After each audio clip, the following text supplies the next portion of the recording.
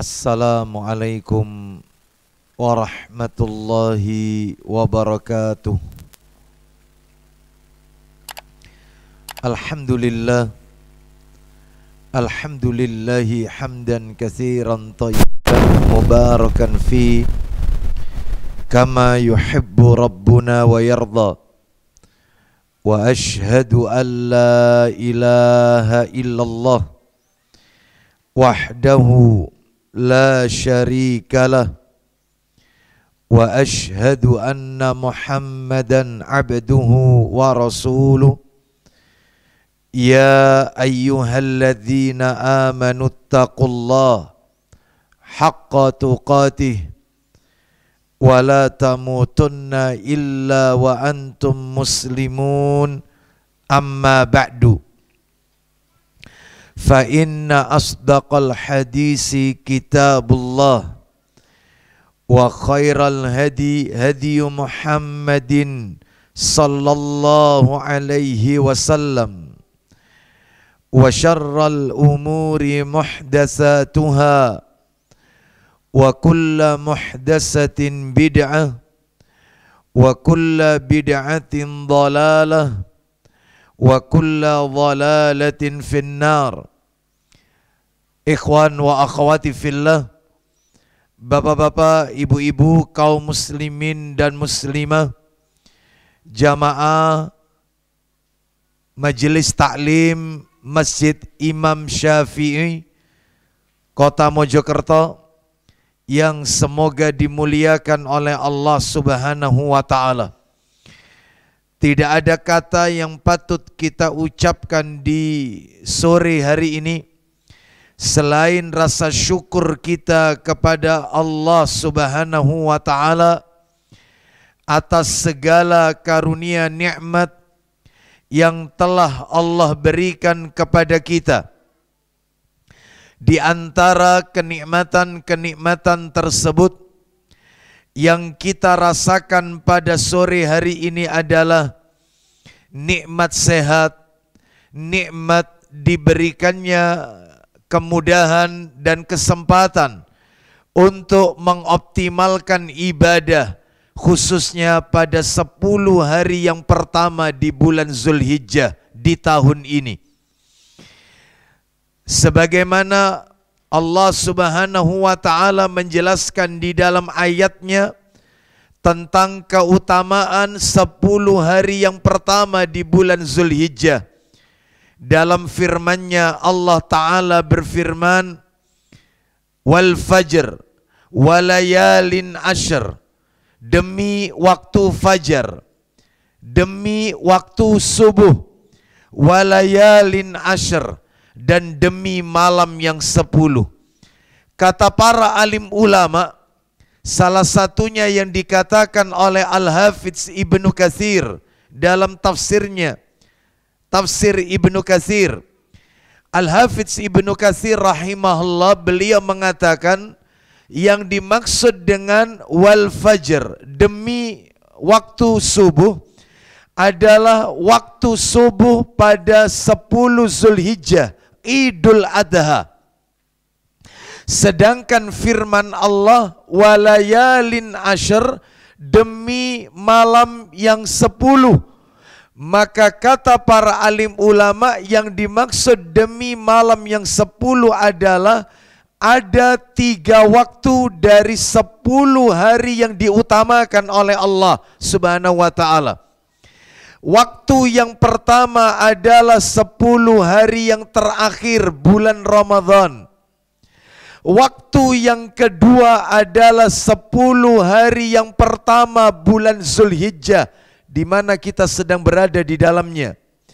Dan waktu yang ketiga adalah 10 hari yang pertama di bulan Muharram, bulan depan insya Allah. Maka inilah 3 waktu dari 10 hari yang diutamakan, yang ditekankan oleh Allah Azza wa Jalla, karena banyak sekali pahala di dalamnya. Dari 3 waktu ini nampaknya 10 hari yang pertama di bulan Zulhijjah menempati posisi ranking yang pertama. menempati urutan yang pertama dari 10 hari terakhir Ramadan dan 10 hari yang pertama Muharram. Mungkin kita bertanya di dalam hati, bukankah 10 hari yang terakhir Ramadan ada Lailatul Qadar? Bukankah orang yang beribadah di saat Lailatul Qadar, yaitu pahalanya melebihi daripada 1000 bulan, sama dengan 1000 bulan. 1000 bulan jika kita kurskan 83 tahun. Bukankah ibadah di malam itu dimuliakan oleh Allah Azza wa Jalla? Ya. Lalu kenapa 10 hari yang pertama di bulan Zulhijjah lebih diagungkan, lebih utama ketimbang 10 hari yang terakhir bulan Ramadan? Maka kata para alim ulama, 10 hari yang terakhir di bulan Ramadan, sekalipun di dalamnya terdapat Lailatul Qadar, namun turunnya tidak setiap malam. Dia hanya turun di satu malam saja. Dan itu pun yang mengetahui hanya Allah Azza wa Jalla. Dia tidak turun Lailatul Qadar itu setiap malam-malam ganjil atau 10 hari terakhir bulan Ramadan. Tidak. Tetapi turunnya cuma sekali. Setahun hanya sekali. Dan dari 10 terakhir Ramadan hanya satu malam saja. Adapun 10 hari pertama di bulan Zulhijjah, siangnya, malamnya, amal kebajikan yang kita lakukan di 10 hari pertama bulan Zulhijjah tersebut, maka menempati kedudukan yang agung di sisi Allah Azza wa Jalla. Sampai-sampai Nabi sallallahu alaihi wasallam beliau bersabda, "Ma min amalin azka indallahi azza wa jal." Tidak ada amalan yang lebih suci di sisi Allah. Dan juga tidak ada amalan yang lebih agung di sisi Allah daripada kebaikan yang dilakukan pada 10 hari yang pertama Idul Adha. 10 hari yang pertama bulan Zulhijjah. Idul Adha lebih utama daripada Idul Fitri. Karena di dalam Idul Adha terdapat banyak amalan-amalan yang ditekankan, yang dianjurkan untuk dilakukan. Di antaranya adalah memperbanyak takbir, baik itu takbir mutlaqah maupun takbir muqayyadah. Takbir mutlaqah adalah takbir yang tidak mengenal waktu, tidak mengenal tempat. Takbir yang tidak terikat dengan waktu, tidak terikat dengan tempat.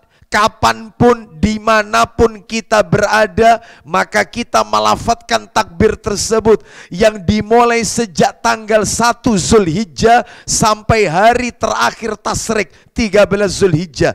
Itu takbir mutlaqah. Sedangkan takbir muqayyadah adalah takbir yang terikat dengan waktu dan tempat, di mana itu diucapkan pada tanggal 9 Zulhijjah hari ini ba'da sholat subuh sampai nanti terakhir Tasyrik 13 Zulhijjah, dan itu diucapkan setiap selesai kita mengerjakan sholat. Mana yang diutamakan zikir dengan mengucapkan takbir pada tanggal 9 Zulhijjah sampai 13 Zulhijjah, maka tentunya kata para alim ulama, zikir lebih dahulu hanya sebatas membaca Allahumma antas salam wa minkas salam tabarakta ya dal jalali wal ikram, lalu mengucapkan takbir sesuai kemampuan kita jumlahnya. Lalu kita lanjutkan zikir ba'da sholatnya. Begitulah seterusnya. Adapun kalau Idul Fitri, takbirnya cuma takbir muqayyadah. Idul Fitri tidak mengenal takbir mutlaqah. Idul Fitri takbir yang diucapkan adalah setelah sholat subuh tanggal 1 Syawal sampai menuju ke Tanah Lapang. Setelah sholat Idul Fitri selesai, tidak ada takbiran lagi. Makanya Idul Adha lebih utama daripada Idul Fitri. Anehnya banyak kaum muslimin yang mereka bergembira, mengagung-agungkan, merame-ramekan Idul Fitri, mereka lupa dengan Idul Adha. Padahal amalannya lebih suci, lebih diagungkan oleh Allah. Bahkan Zulhijjah termasuk bulan suci. Syawal tidak termasuk bulan haram, tidak termasuk bulan suci. Bulan suci 4, Zulqa'dah, Zulhijjah, Muharram, dan Rajab. Syawal, Ramadan, Syawal nggak termasuk bulan haram. Mereka lupa kalau Idul Adha itu lebih mulia, lebih tinggi kedudukannya di sisi Allah ketimbang Idul Fitri. Bahkan di dalam Idul Adha ada kurban. Di dalam Idul Adha ada pelaksanaan rukun Islam yang kelima, yaitu haji. Di dalam Idul Adha yaitu terdapat rangkaian-rangkaian ibadah haji dan seterusnya. Oleh karena itu bahkan di dalam Idul Adha ada saum yang ganjaran pahalanya kata Nabi sallallahu alaihi wasallam, yukaffirus sanatal lati qablahu wa sanatal lati ba'dahu.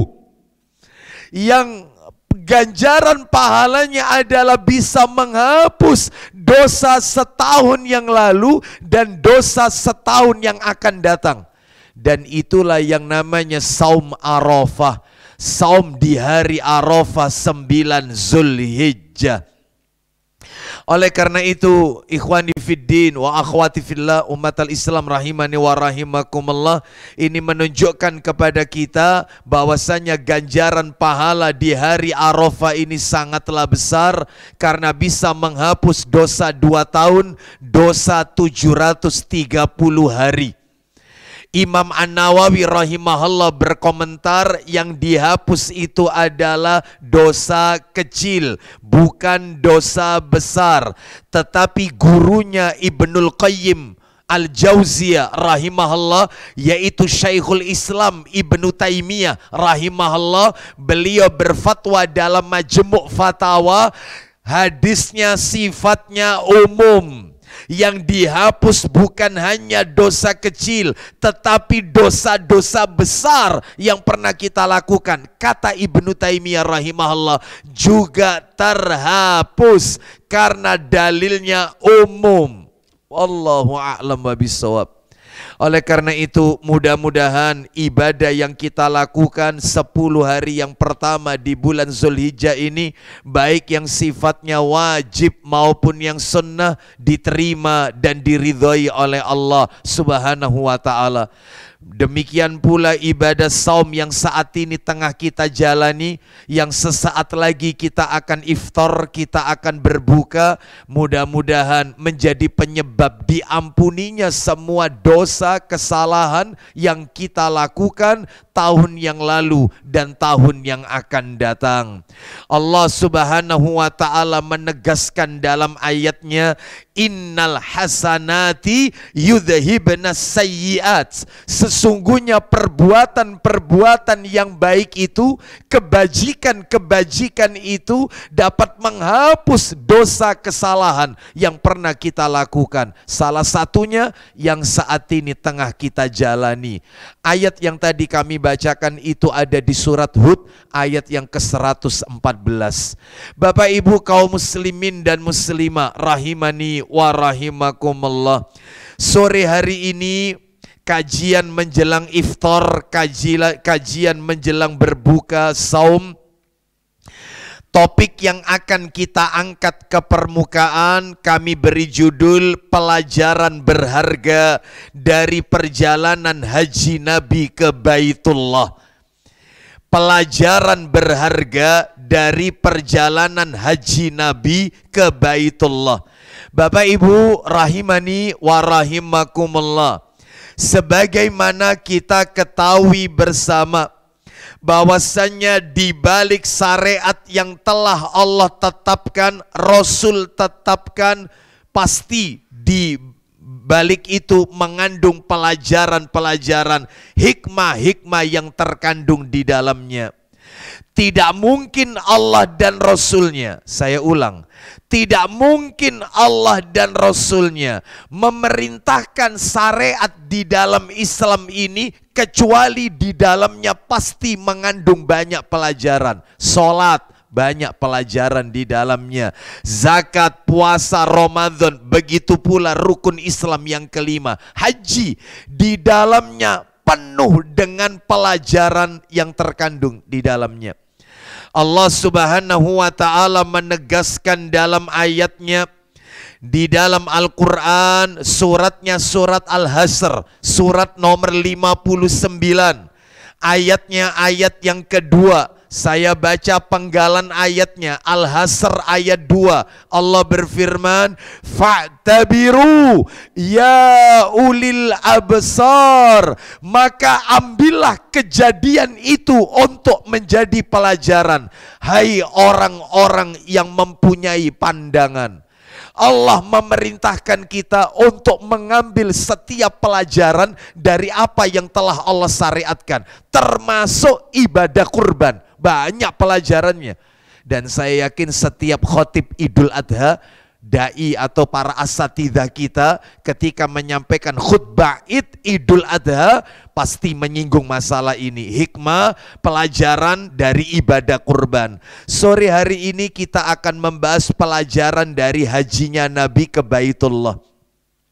Bapak Ibu kaum muslimin dan muslimah rahimani wa rahimakumullah, kalau kita melihat dari dalil-dalil tentang hajinya Nabi Sallallahu Alaihi Wasallam ke Baitullah, ternyata bisa kita simpulkan Bapak Ibu, ya, kita simpulkan dalam hajinya Nabi mengandung 4 pelajaran inti.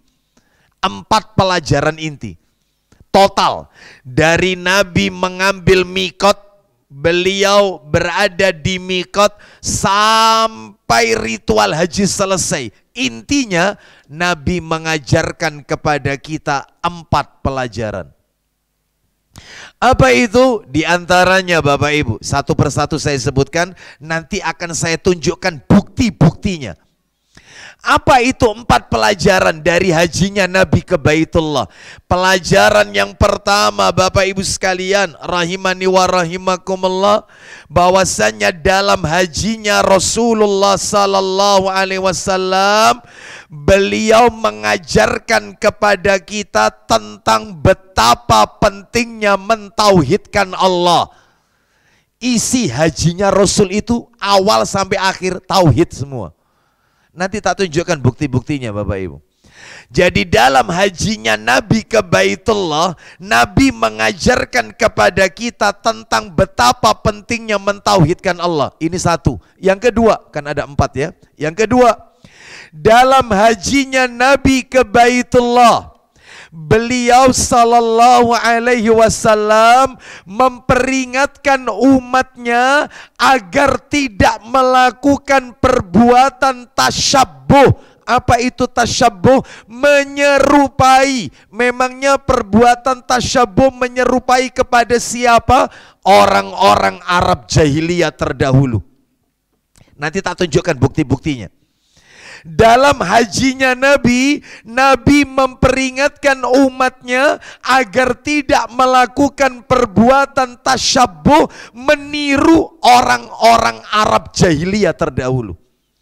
Ini yang nomor 2.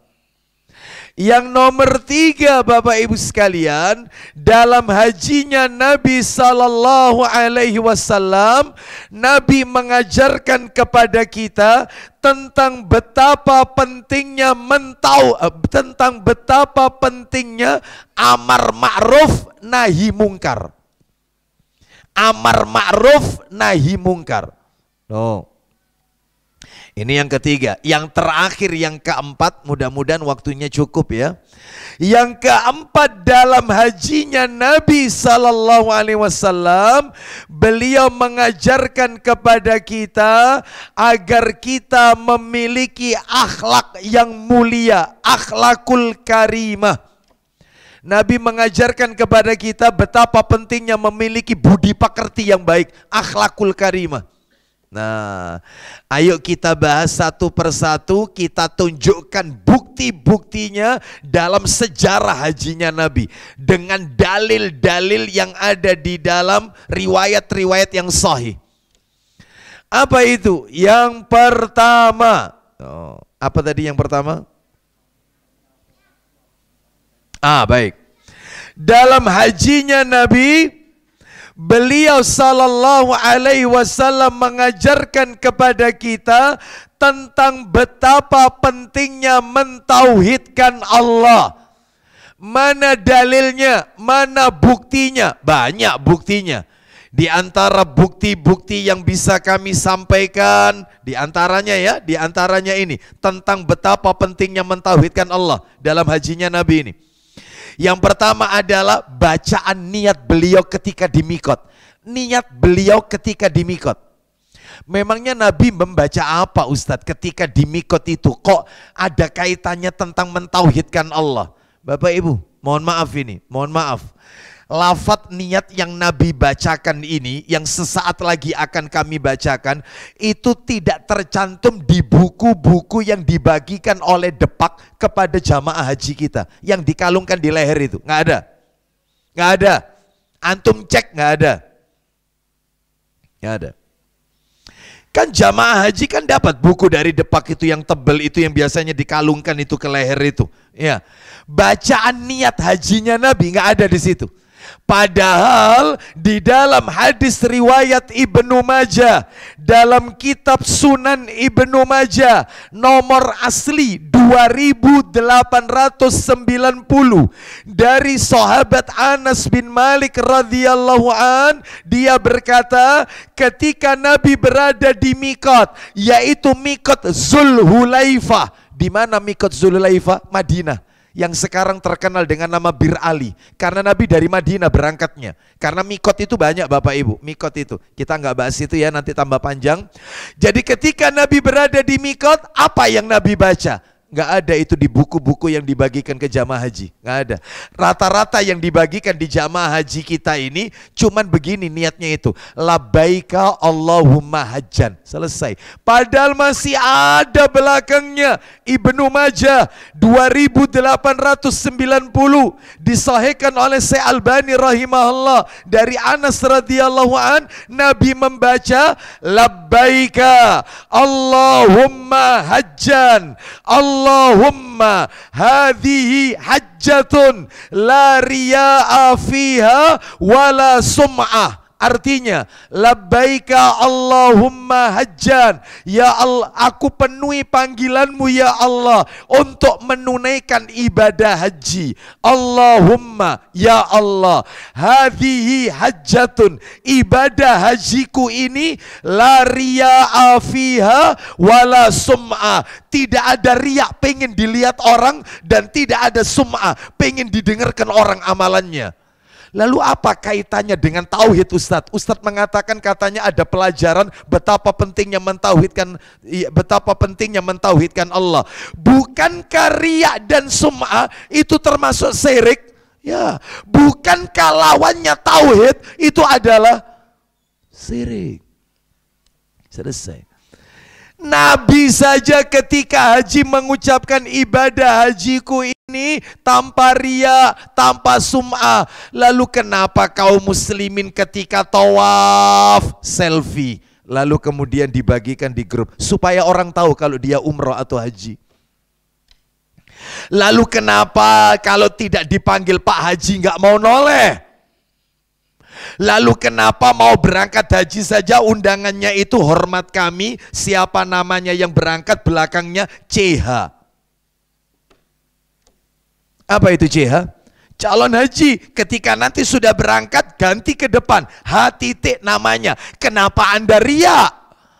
Bukankah Nabi mengajarkan kepada kita tentang mentauhidkan Allah? Apa kata Nabi 14 abad yang silam dalam sebuah hadis riwayat Imam Ahmad dari Mahmud bin Labid radhiyallahu an, Nabi SAW bersabda, Inna akhwafa ma akhafu alaikum asyirkul asghar. Sesungguhnya perkara yang paling aku takutkan menimpa kalian adalah syirik kecil. Qalu, mereka para sahabat bertanya, wa ma syirkul asghar ya Rasulullah? Apa itu syirik asghar? Syirik kecil itu wahai Rasulullah. Qal, Nabi menjawab, ar-riya, yaitu riya, beribadah ibadahnya pencitraan, ibadahnya cuman ingin dapat apresiasi orang, ibadahnya kepingin dipuji, disanjung orang, ibadahnya baru semangat kalau dilihat orang, kalau sendiri dia tidak semangat. Riya.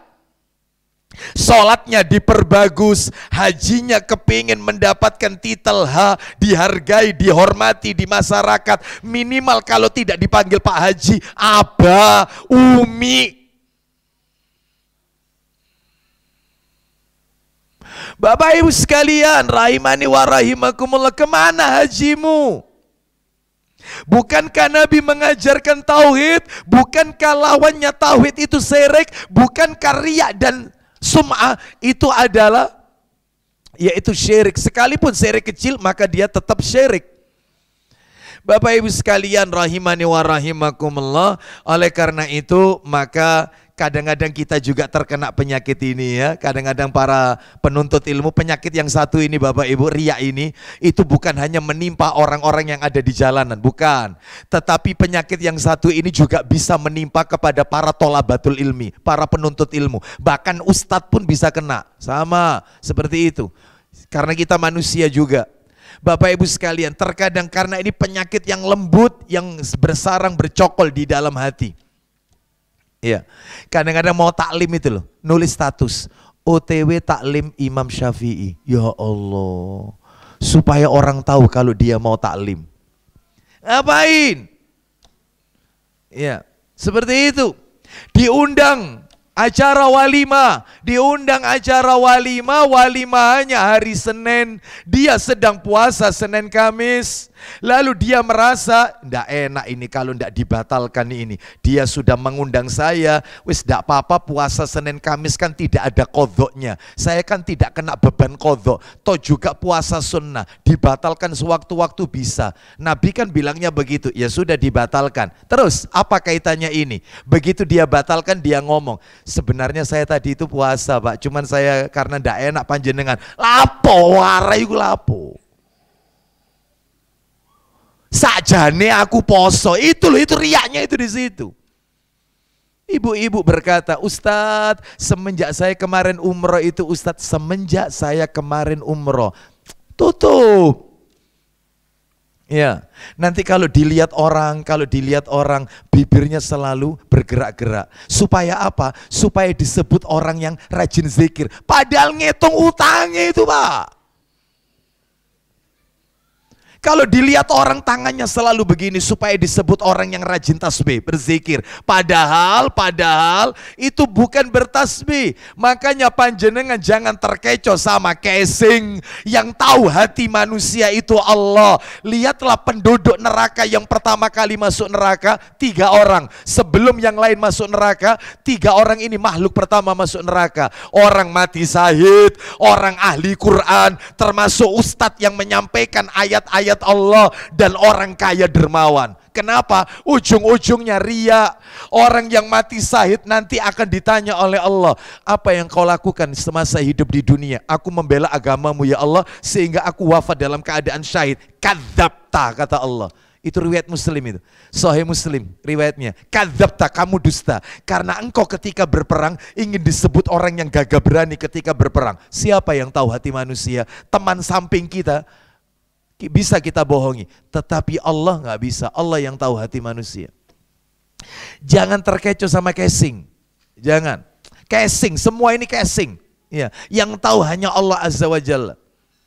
Bapak Ibu sekalian rahimani wa rahimakumullah, ini menunjukkan kepada kita ya, begitu juga ahli baca Quran qori, dia ketika membaca ayat Quran, menyampaikan ayat Quran, ingin disebut yaitu ahli baca Quran, qori, ustadz, tuan guru, ya kiai, gus, habib, apapun sudah yang lainnya.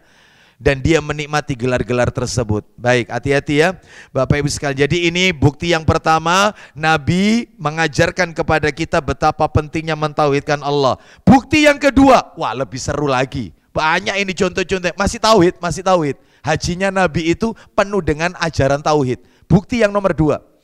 Ketika Nabi dari Mikot sampai menuju ke kota Mekah, Nabi mengucapkan kalimat talbiyah. Oh, talbiyah. Bahkan Nabi sampai di kota Mekah sampai serak suara Nabi. Habis. Karena memang tuntunannya begitu. Terus dibaca keras talbiyah itu. Bahkan ada satu riwayat bahwa semua itu yang kita lewati akan menjadi saksi nanti di hari kiamat. Adapun kalau wanita tidak disyariatkan membaca talbiyah dengan dikeraskan. Apa yang Nabi baca? Bapak Ibu kan tahu kan ucapan talbiyah, labbaik Allahumma labbaik, labbaik la syarika laka labbaik, innal hamda wan ni'mata laka wal mulk la syarika lak. Bapak Ibu tahu artinya? Orang kalau paham berangkat haji, tahu maknanya, maka dia pulangnya tetap mentauhidkan Allah. Labbaik Allahumma labbaik, aku penuhi panggilanmu ya Allah, aku penuhi panggilanmu ya Allah. Labbaik la syarika laka labbaik, aku penuhi panggilanmu ya Allah, yang tiada sekutu bagimu ya Allah. Innal hamda, sesungguhnya segala pujian, wa ni'mata, segala nikmat, walaka wal mulk, semua kerajaan adalah untukmu, milikmu, la syarikalak, tidak ada sekutu bagimu ya Allah. Tapi kenapa pulang haji pergi ke dukun, pulang haji pergi ke makam-makam yang dikeramatkan? Karena dia berkeyakinan makam-makam orang soleh tersebut yang telah wafat bisa mendatangkan manfaat, bisa menolak mudarat, ngalap berkah ke tempat-tempat yang dikeramatkan. Mana hajimu talbiyamu? Katanya la syarikalak. Kok syirik?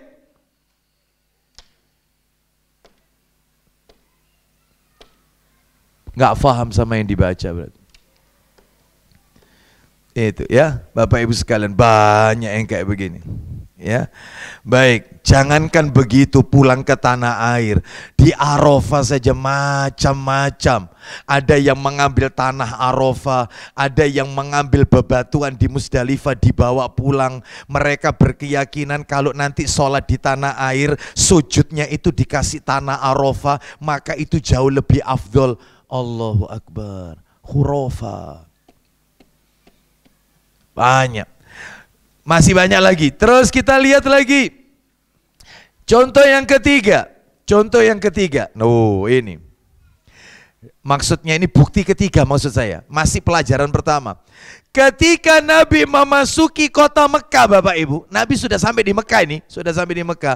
Ternyata di sekitar Ka'bah ada 360 berhala, Bapak Ibu sekalian. Di sekitar Ka'bah itu berhala tok. Bapak Ibu tahu apa yang Nabi lakukan? Nabi mengambil sebilah kayu, lalu Nabi dengan tangannya menghancurkan, yaitu berhala-berhala tersebut dengan kayu tersebut. Dipukul-pukul sampai hancur.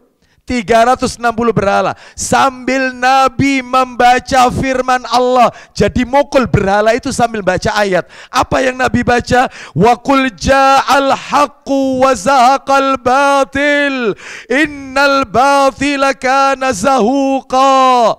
Yang benar telah datang, yang batil lenyap. Sungguh yang batil itu sesuatu yang pasti lenyap. Yang hak sudah datang, yang sunnah sudah datang, yang syirik musnah. Lalu kenapa justru kita bergelimang dengan kesirikan? Bahkan Nabi juga membaca ayat Qul ja'al haqqu wa ma yubdi'ul batilu wa ma yu'id. Kebenaran telah datang, yang batil itu tidak akan memulai dan tidak akan pula mengulanginya. Loh, seperti itu. Itu surat apa itu yang Nabi baca? Surat Al-Isra ayat 81 dan surat Saba ayat 49. Al-Isra 81 dan surat Saba ayat 49. Baik. Sekarang tauhid kan, menghancurkan berhala kan berarti menghancurkan kesirikan, penyembahan kepada berhala. Ini berarti Nabi mengajarkan tauhid. Tuh. Yang keempat, bukti keempat. Nabi tawaf. Setelah tawaf Bapak Ibu, setelah tawaf, Nabi sholat di belakang makom Ibrahim 2 rakaat. Sholat sunnah ba'da tawaf. Panjenengan tahu surat yang Nabi baca, tauhid lagi. Rakaat pertama setelah Al-Fatihah, Nabi membaca surat Al-Kafirun. Rakaat kedua setelah Al-Fatihah, Nabi membaca surat Al-Ikhlas. Bukankah surat Al-Kafirun bukti tentang adanya tauhid uluhiyah? Bukankah surat Al-Ikhlas bukti kepada kita tentang tauhid asma wa sifat? Allahu ahad, Allah itu as-samad. Ada lagi tauhid uluhiyah, lam yalid walam yulad. Walam yakul lahu kufuwan ahad. Ini menunjukkan kepada kita bahwasanya di dalam ayat-ayat ini bukti bahwasanya yaitu tentang adanya pembagian tauhid. Ada tauhid rububiyah, ada tauhid uluhiyah, ada tauhid asma wa sifat. Bapak Ibu sekalian, bahkan di dalam surat Al-Kafirun semuanya jamaah haji itu kalau manasik diajari itu soalnya. Rakaat pertama baca Al-Kafirun. Apa mereka ndak baca? Mereka itu ndak baca. Qul ya ayyuhal kafirun. Katakan kepada katakanlah Muhammad, wahai orang-orang kafir, la a'budu ma ta'budun, aku tidak menyembah apa yang kamu sembah. Terakhir ditutup lakum dinukum waliyadin, agamamu agamamu, ya, agamaku. Kenapa kamu mengucapkan selamat Natal kepada mereka? Kenapa kamu baca sholawat di gereja?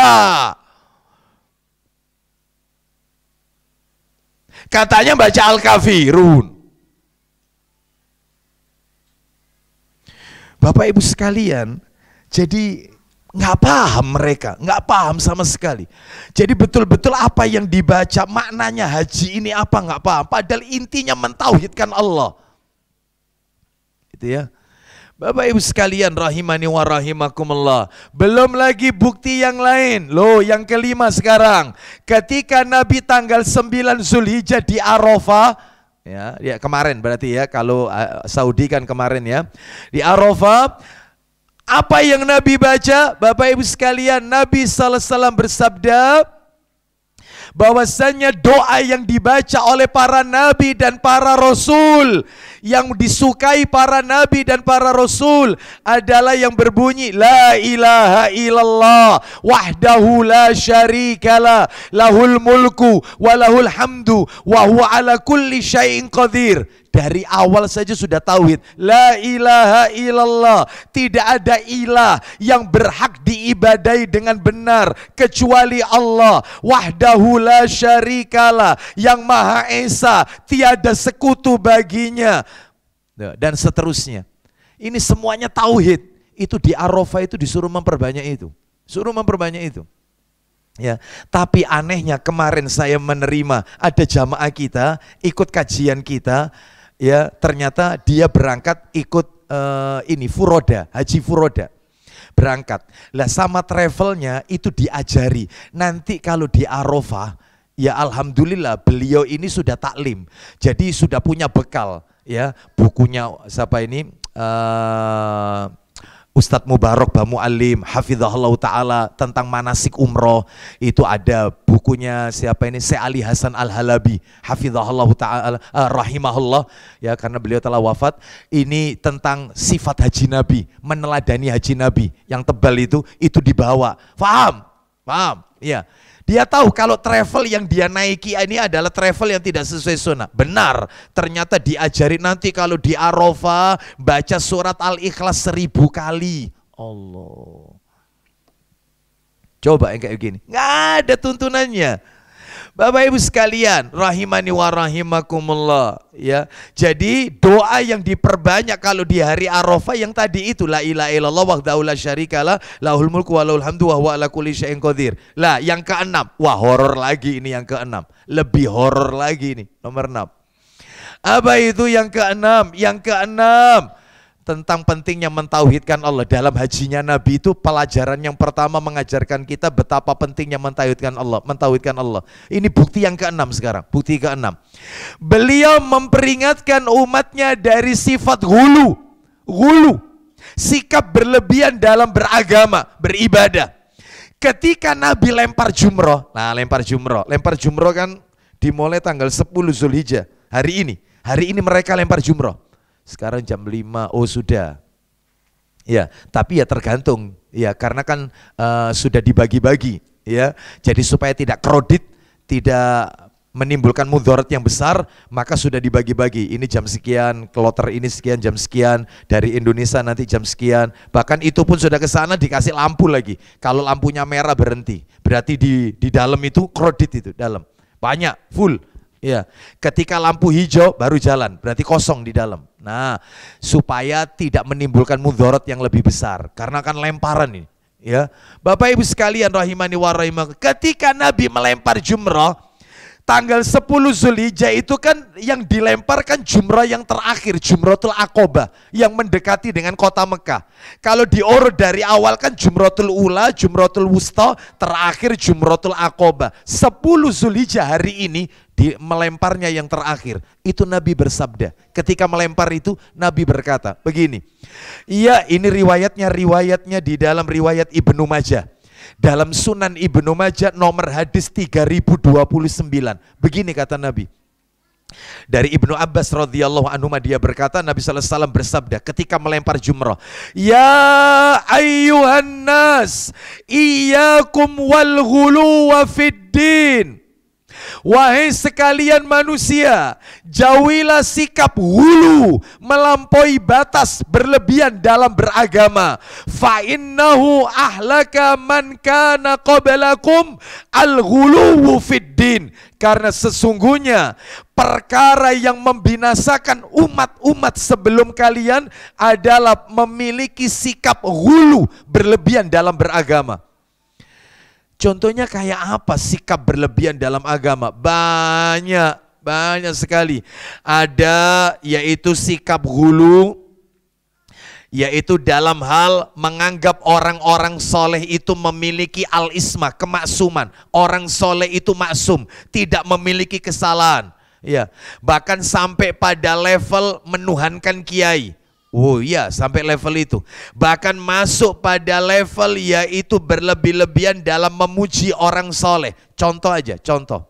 Bapak Ibu kalau melihat di dalam buku Lubabul Ma'ani, ya, ini kitab-kitab sebagian kaum muslimin ya, itu disebutkan tentang Syekh Abdul Qadir Jailani. Bapak Ibu tahu apa yang disampaikan dalam buku Lubabul Ma'ani, mulai dari halaman 20 sampai halaman 81, 20 sampai 81.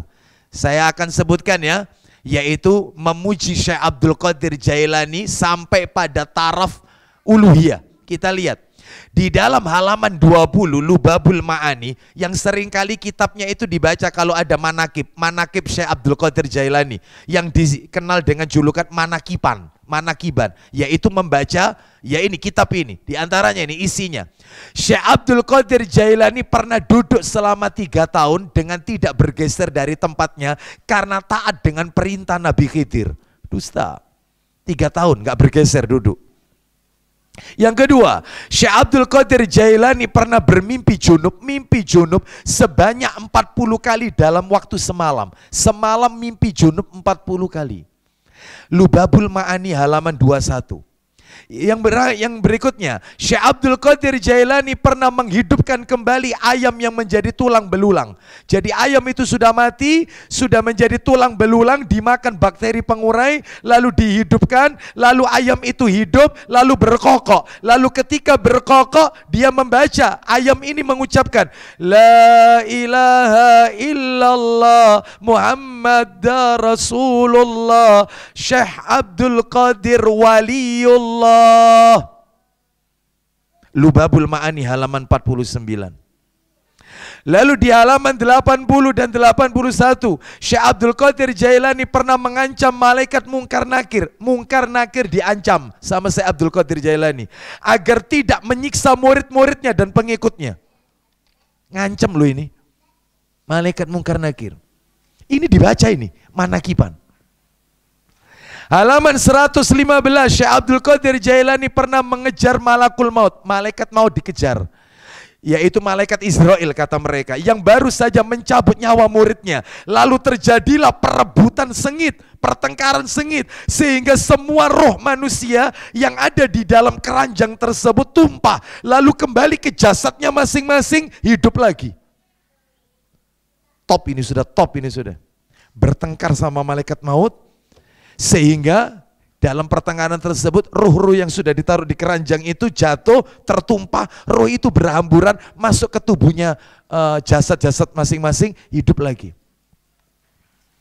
Dan Syekh Abdul Qadir Jailani ketika akan meninggal dunia, kira-kira kurang 7 hari, pernah menerima sepucuk amplop surat dari Allah melalui malaikat Israel. Yang isi surat tersebut adalah tentang sudah waktunya Syekh untuk menghadap Allah. Maka bumi pun saat itu mengeluarkan suara gemuruh dan langit menggelegar. Lubabul Ma'ani halaman 89. Bahkan di bagian terakhir dari kitab ini disebutkan tentang keutamaan membaca manakib Syekh Abdul Qadir Jailani. Di antaranya siapa yang membacanya setiap tanggal 11 dengan maksud menghormati Syekh Abdul Qadir Jailani, maka lancar rezekinya, berhasil cita-citanya dunia dan akhirat. Sudah haji loh ini tapi. Nabi mengajarkan kepada kita betapa pentingnya mentauhidkan Allah. Salah satunya jangan hulu, bersikap berlebihan dengan orang soleh sampai masuk dalam taraf huluiyah. Ini baru hulu kepada orang soleh. Belum lagi sikap berlebihan dalam mengkultuskan kuburan. Waduh, lebih parah lagi. Apalagi di negeri plus 62. Mana negeri plus 62 itu? Setahu saya kalau di tempat saya 031 Bapak Ibu. Saya nggak tahu plus 62 di mana. Baik, tuntas ya. Banyak ini kalau mau dijelaskan banyak. Sekarang pelajaran yang nomor 2. Kan ada 4 pelajaran. Jadi bagi yang baru datang, hajinya Nabi itu memberikan 4 pelajaran. Pelajaran yang pertama tentang betapa pentingnya mentauhidkan Allah. Bukti-buktinya sudah saya tunjukkan. Sekarang pelajaran kedua, yaitu dalam hajinya Rasulullah SAW memperingatkan umatnya agar tidak melakukan tasyabbuh. Apa itu tasyabbuh? Menyerupai siapa? Orang-orang Arab jahiliyah yang terdahulu. Nggak boleh. Mana dalilnya? Saya tunjukkan dalil di dalam hadis riwayat Muslim. Nomornya 1218. Nomor asli ini 1218. Jadi ketika Nabi berada di satu tempat namanya Namirah di Arafah, bukan Namirah. Ya, ini di Arafah, satu tempat namanya Namiro di sana. Ketika di padang Arafah, satu tempat namanya Namiro, Nabi berkhutbah, khutbah wukuf. Seperti kemarin, khutbah wukuf. Ya, khutbah wukuf. Apa isi khutbah wukufnya? Dari sahabat Jabir bin Abdullah radhiyallahu an. Nabi berkhutbah. Apa yang Nabi ucapkan? Salah satu isi khutbahnya, ala kullu syai'in min amril jahiliyati tahta qadamayya maudu'un. Kata Nabi, ketahuilah semua perkara-perkara jahiliyah telah terhapus di bawah kakiku. Sudah aku injak dengan kakiku. Berarti kalau begitu sudah tidak ada lagi jahiliyah. Karena Nabi sudah diutus. Memang Pak, Bu, memang jahiliyah itu ada 2. Ada jahiliyah mutlaqah, ada jahiliyah muqayyadah. Ini kalau kita membahas kitab Masail Jahiliyah, Al-Masail Al-Jahiliyah, tentang perkara-perkara jahiliyah yang jumlahnya ada 100 itu ya. Ini yang ditulis oleh Syekh Muhammad bin Abdul Wahhab At-Tamimi rahimahullah. Lah itu dijelaskan ini, jahiliyah itu ada 2. Ada jahiliyah mutlaqah, ada jahiliyah muqayyadah. Jahiliyah mutlaqah itu masa kebodohan, masa kesesatan, masa kejahilan menimpa seluruh dunia sebelum Rasul diutus. Rasul belum diutus, itu mutlaqah. Sedangkan yang kedua sampai sekarang belum ditinggalkan oleh umatnya. Apa itu? Jahiliyah muqayyada. Apa jahiliyah muqayyada? Masa kesesatan, masa kebodohan yang menimpa pada sebagian individu, sebagian kelompok, sebagian orang, ya, setelah Nabi diutus. Quran sudah ada, hadis Nabi sudah ada, tapi mereka cara berpikirnya seperti meniru orang-orang Arab jahiliyah. Sebagaimana disebutkan dalam hadis riwayat Muslim, kalau tidak salah nomor hadisnya itu 934. Kata Nabi, ada 4 jahiliyah yang belum ditinggalkan oleh umatku sampai sekarang. Bahkan nanti sampai akhir kiamat. Apa itu? Saya singkat aja ya. Yang pertama, membanggakan keturunan. Yang kedua, meremehkan keturunan orang lain. Yang ketiga, mempercayai hujan turun disebabkan bintang-bintang, ramalan-ramalan. Yang keempat, wanita peratap, meratapi jenazah, meratapi mayit, menangis histeris, meraung-raung, menjerit. Lah itu budaya jahiliyah.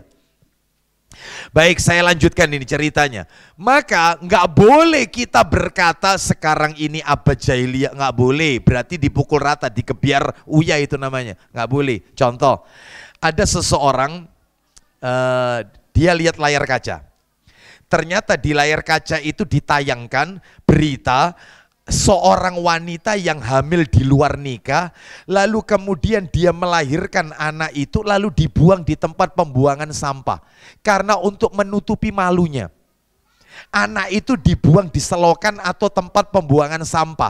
Lah orang ini yang lihat berita itu, dengar berita itu, langsung berkata, lah iya, dulu di zaman Nabi bayi dikubur hidup-hidup, tapi sekarang dibuang di tempat sampah, diselokan. Berarti sekarang ini abad jahiliyah modern, jahiliyah milenial, jahiliyah abad 21. Nggak boleh, itu namanya dipukul rata, haram. Ucapan itu haram. Waliyadzubillah min hadzal kalam, nggak boleh. Tetapi yang ada itu adalah jahiliyah muqayyada, menimpa kepada sebagian orang, sebagian individu, sebagian kelompok. Tidak semua, karena Quran sudah ada, hadis-hadis Nabi sudah di tengah-tengah kita, Rasul sudah diutus di tengah-tengah umat. Maka ini menunjukkan kepada kita bahwasannya jahiliyah. Lah contohnya, buktinya apa? Oh banyak. Dalam hajinya Nabi, maaf ini ya, saya tunjukkan berdasarkan dalil-dalil. Pak, Bu, maaf. Bukti yang pertama, Nabi memerintahkan kita nggak boleh mengikuti jahiliyah terdahulu. Nggak boleh. Arab-Arab jahiliyah yang terdahulu. Yang pertama adalah melakukan wukuf itu di Arafah. Loh kenapa memangnya? Karena orang Arab jahiliyah dulu kalau wukuf, mereka tidak mau di Arafah. Mereka wukufnya di Musdalifah. Sama Nabi dirubah. Mulai sekarang wukuf di Arafah, cari kerikilnya Musdalifah. Dulu Arab jahiliyah wukufnya Musdalifah. Di mana ini dalilnya? Dalilnya riwayat Bukhari nomornya 1665. Disebutkan dari sahabat Jabir bin Abdillah radhiyallahu an. Oh, kita lihat lagi, Nabi tawaf mengelilingi Ka'bah dengan pakaian ihram. Loh memangnya kenapa? Karena orang Arab jahiliyah dulu kalau tawaf, mereka telanjang, tidak memakai sehelai pakaian. Bahkan mereka ketika tawaf sambil bersiul dan sambil menepukkan tangan. Itu Arab jahiliyah dulu. Sama Nabi dirubah. Sekarang tahun ini pakai ihram. Laki-laki 2 setel, atasan sama bawahan. Wanita wajib menutup aurat. Dulu telanjang bulat, ya laki ya perempuan. Ngitari Ka'bah, telanjang bulat. Ada itu dalilnya, ada dalam Al-Quran. Mari kita dengarkan Al-Anfal 35. Gimana tawafnya orang Arab jahiliyah dulu itu. Al-Anfal 35, surat nomor 8, Al-Anfal ayatnya 35. Allah Ta'ala berfirman, وَمَا كَانَ صَلَاتُهُمْ عِندَ الْبَيْتِ إِلَّا مُكَاءً وَتَصْدِيَةً فَذُوقُوا الْعَذَابَ بِمَا كُنْتُمْ تَكْفُرُونَ. Allah Subhanahu wa taala berfirman, salat mereka di sekitar Baitullah itu tidak lain hanyalah siulan dan tepukan tangan. maka rasakanlah azab disebabkan kekafiranmu itu. Disebutkan dalam tafsir Ibnu Katsir, mereka kalau beribadah plus telanjang. Makanya Nabi dalam riwayat Bukhari nomornya 1622 dari Abu Hurairah radhiyallahu an, Nabi mengatakan mulai sekarang tidak boleh bertelanjang, harus memakai kain ihram. Nabi selisihi kebiasaan Arab jahiliyah. Loh, berarti Nabi sudah didik kita, nggak boleh niru mereka. Di antaranya lagi, contoh yang lain, Nabi ketika sa'i itu ada di Safa sama Marwah. Safa Marwah 7 kali putaran. Loh, memangnya kenapa? Karena orang Arab jahiliyah dulu kalau sa'i tidak mau di bukit, kalau sa'i tidak mau di Safa dan Marwah, nggak mau. Kenapa? Karena di situ tempat sarangnya patung-patung lebih banyak daripada di sekitar Ka'bah. Patung tok full Safa Marwah, sama Nabi dihancurkan. Mulai sekarang sa'i Safa Marwah. Bahkan di antara Safa Marwah itu ada tanda. Sekarang kalau kita di sana itu dikasih lampu neon warna hijau memanjang. Kurang lebih panjangnya itu ya mulai dari tembok ini sampai tembok ujung sana. Itu. Kenapa Ustadz? Untuk laki-laki ketika melewati lampu itu lari kencang. Lari kencang. Untuk wanita nggak boleh, jalan biasa. Kenapa? Karena di tempat itulah Hajar mencari air untuk putranya Ismail. Ya, tempat itu. Makanya sahabat Nabi dihancurkan. Sekarang sa'i Safa Marwah. Mereka orang Arab jahiliyah nggak mau di situ karena di situ tempatnya patung soalnya. Loh, di mana itu dalilnya? Sahih Bukhari nomor 1643, hadis dari Urwah bin Zubair radhiyallahu an. Jadi intinya Nabi ingin menyelesaikan orang-orang Arab jahiliyah dan masih banyak lagi perbuatan yang lainnya ya. Nomor 3 Bapak Ibu karena waktunya ya. Karena waktunya.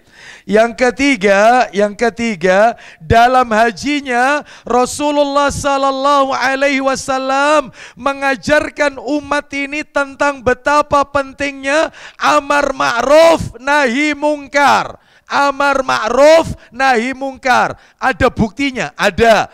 Buktinya bisa kita lihat dalam riwayat Ibnu Majah nomor hadis 2903 dari Ibnu Abbas radhiyallahu an. Ceritanya Nabi ketika tawaf, bukan tawaf. Jadi Nabi ketika ada di mikot, ada seorang laki-laki itu niatnya baca begini niatnya. Labbaika an syubrumah. Labbaika an syubrumah. Nabi tanya, man syubrumah? Siapa syubrumah? Tanya sama laki-laki ini. Dia menjawab, syubrumah adalah karib kerabatku. Aku menghajikan dia. Kata Nabi, kau sudah haji belum? Belum. Jadikan tahun ini untuk dirimu dulu, tahun depan untuk syubrumah, keluargamu itu. Nabi amar ma'ruf, ngingetkan orang ini. Nggak boleh menghajikan, membadali orang, dia sendiri belum haji. Oh, berarti kalau gitu haji badal itu ada Ustadz? Ada, tapi harus memenuhi syarat. Jangan bayar 5 juta terus itu sudah haji badal. Enggak, bayar 3 juta, 5 juta yang penting dapat sertifikat haji ya. Kanan bendera Indonesia, kiri bendera Saudi. Iya. Itu sudah haji belum? Bapak Ibu tahu mafianya haji ini banyak Bapak Ibu, banyak. Ada mafia haji badal, banyak. Orang ditariki, ayo 5 juta haji badal, 5 juta, 5 juta, 5 juta. Bapak Ibu tahu apa yang mereka lakukan? Niatnya itu dirapel semuanya. Yaitu labbaika an siapa yang nitip-nitip itu disebutkan nama orangnya. Kan tidak boleh, orang haji ya cuma satu, niatnya diperuntukkan satu orang. Belum lagi mereka tidak serius melakukannya. Yang penting orang itu dapat sertifikat. Itu pun masih ditarik lagi kadang-kadang 50 real. Kenapa? Karena biaya ngeprintnya itu. Padahal itu tidak bayar dan seterusnya. Banyak. Ada mafia kurban. Banyak. Tiap orang urunan beli 1 ekor onta, urunan patungan 7 orang. 1 ekor onta patungan 7 orang. Tiap orang dikenai 500 real. Tiap orang 500 real. Karena harga onta itu 3.500. Kalikan 4.000 Bapak Ibu, ya sekitar Anda bisa hitung lah berapa harga onta. Baik, 3.500 real. 1 orang 500 realan. Sudah uang diterima. Namanya orang tidak bisa bahasa Arab. Jamaah haji kita diajak, memang betul diajak. Ayo Pak ikut, ya panjenengan tingali nggih, semuanya dilihat ya. Ini, loh di situ ribuan onta Bapak Ibu sekalian.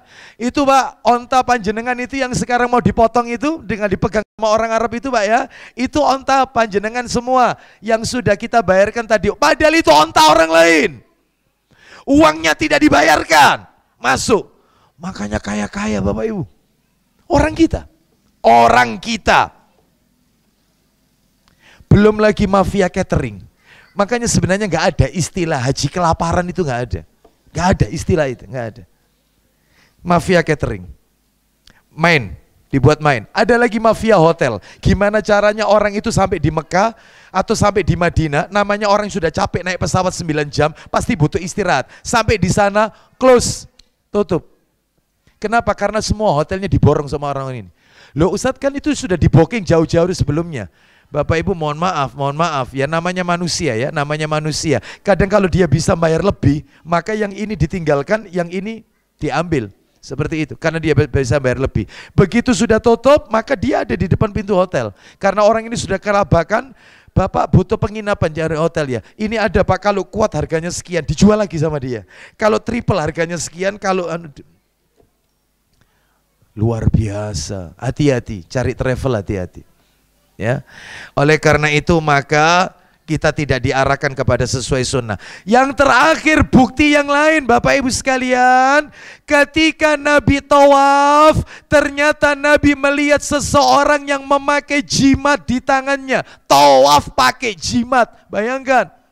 Di tangannya itu ada gelang terbuat dari akar pohon. Nabi tanya, apa ini? Orang ini menjawab, ini untuk wahina, penyakit kulit. Aku ini kena penyakit, makanya pakai ini. Maka kata Nabi, lepas. Kalau kau mati, sedangkan gelang ini ada di tanganmu, maka matimu tidak di atas agama Muhammad SAW. Innar ruqa, wat tamaim, wat tiwala syirkun. Sesungguhnya jampi-jampi, jimat, tiwala itu pelet, menjadikan seorang wanita mencintai seseorang. Itu semua syirik kata Nabi. Tawaf pakai jimat. Bukankah banyak orang zaman sekarang pakai gelang kesehatan yang dia sugesti sama gelang itu. Gak bisa meninggalkan itu. Hati-hati ya, hati-hati. Bahaya. Ini semua syirik Bapak Ibu. Tinggalkan jimat yang ditaruh di ikat pinggang dan seterusnya. Terakhir yang keempat, penutup. Sebenarnya banyak ini Bapak Ibu, bukti-buktinya banyak ini.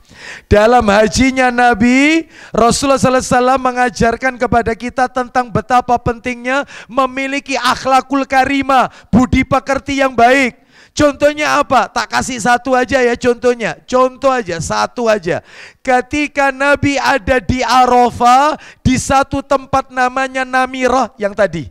Nabi menyampaikan khutbah. Lah ini isi salah satu khutbahnya. Jadi khutbah Nabi itu panjang Bapak Ibu. Salah satunya begini bunyinya.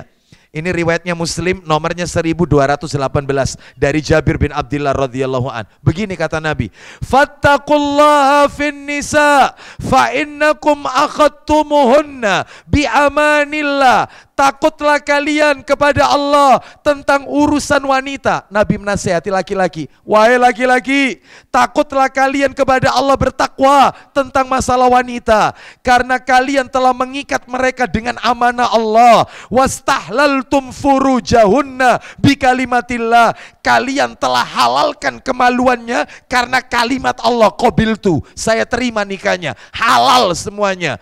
Maka pegang baik-baik amanah ini. Jangan sakiti.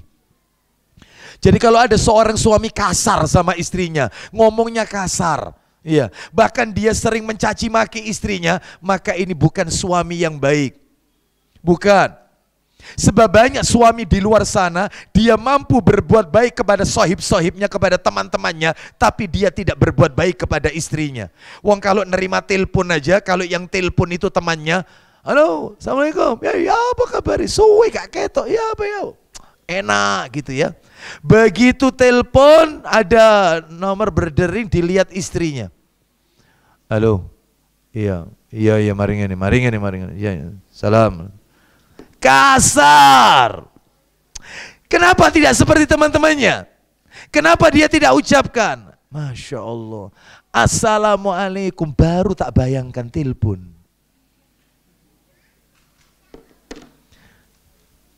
Kenapa kita tidak bisa ngegombal? Bahkan itu disyariatkan di dalam Islam. Kata Nabi, la yafruq mu'minun mu'minatan in kariya minha khuluqan radhiya minha akhar. Jangan pernah menyakiti wanita, mencela wanita. Apabila kau sudah tidak suka karena perangainya, kau benci karena perilakunya, ingat-ingatlah kebaikan yang pernah dia lakukan kepada dirimu. Ingat kebaikannya, lupakan kesalahannya. Tak ada gading yang tak retak. Bapak-bapak bukan malaikat, istri Anda bukan bidadari. Tidak ada manusia sempurna. Tiap orang punya aib. Ingat kebaikannya, lupakan kesalahannya. Seorang bertanya kepada Nabi, riwayat Tirmidzi, ya Rasulullah, kam a'fu anil khadim. Berapa kali aku harus memaafkan pembantuku? Pembantu. Berapa kali dalam sehari? Kata Nabi, kulla yaumin sab'ina marrah. Maafkan pembantumu setiap hari 70 kali. Kalau sama pembantu 70 kali, apalagi sama istri yang mendampingi kita. Tanamkan jiwa pemaaf, sabar. Sabar. Namanya wanita, sepintar apapun dia, tetap bengkok. Karena itu tabiatnya, sabar.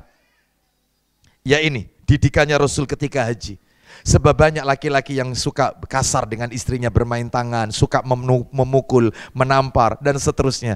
Waliyadzubillah, ini semua adalah tindakan yang dilarang di dalam agama. Ini amanah. Orang tuanya menitipkan kepada kita, maka pegang betul, yaitu sampai menuju surganya Allah Azza wa Jalla. Demikian apa yang bisa kami sampaikan, semoga menjadi tambahan ilmu yang bermanfaat. Maghrib kurang berapa menit? 5 menit, kurang 5 menit. Oh iya, saya mohon izin ya, saya buka di jalan saja ya. Mudah-mudahan ada manfaat yang bisa kita terima, kita ambil. Mudah-mudahan ibadah kita semuanya diterima, diridhoi oleh Allah Azza wa Jalla. Wassallallahu ala nabiyyina wa ala alihi washabihi wasallam. Subhanakallahumma bihamdika asyhadu an la ilaha illa anta astaghfiruka wa atubu ilaik. Wa akhiru da'wana anil hamdulillahi rabbil alamin. Assalamualaikum warahmatullahi wabarakatuh.